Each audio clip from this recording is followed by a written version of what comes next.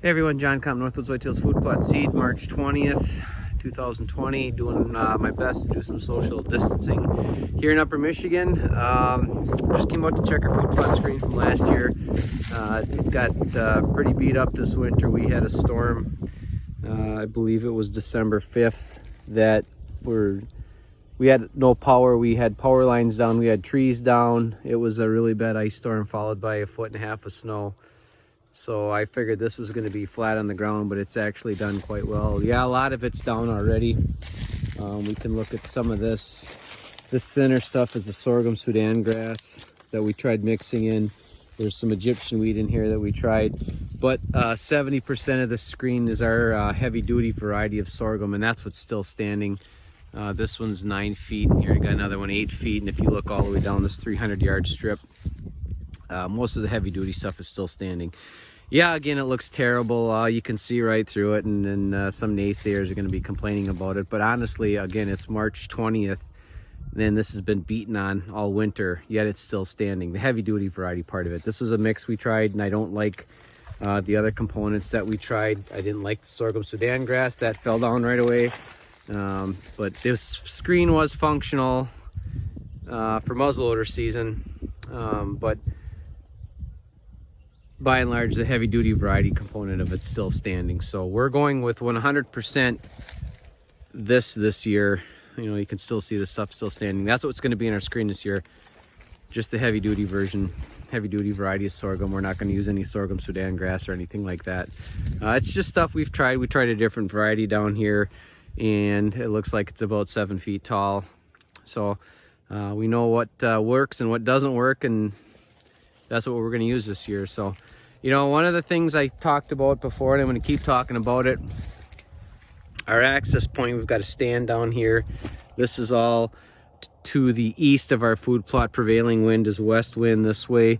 We come in from over here. There's a stand back in here, but we get access on the back side of the screen. Okay, the food plot's over here. And if we were to have food in here, beans, corn, sunflowers, peas, green sorghum, sun hemp, anything like that, especially in October, and you're trying to access the blind back here, you know, deer stand, and you've got food in here, that makes absolutely no sense, because you're risking bumping deer and then clearing the whole food plot off, and then probably clearing this whole 40 acres. So again, anybody that tells you you need food in your food plot screen for whatever reason, I strongly disagree with them.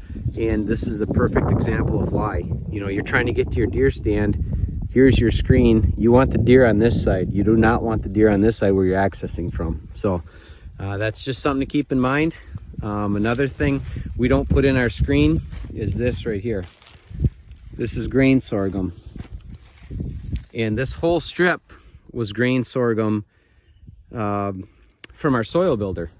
We're going to take this food plot screen and put it here this year. And then we're going to put some sort of a soil building non-deer food on this side, and we keep rotating back and forth. We've obviously got the room out here to do it. So if someone says, yeah, we need grain sorghum in our food plot screen, just let this picture sit in quite well. Okay, this is what it looked like probably after the first ice and snowstorm.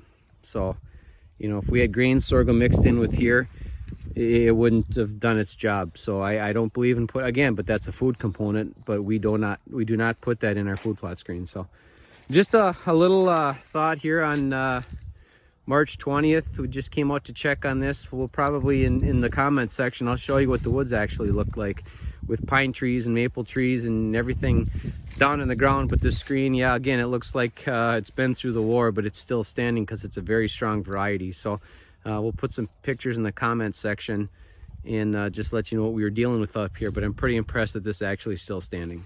So stay safe, social distancing, everybody. Have a great weekend.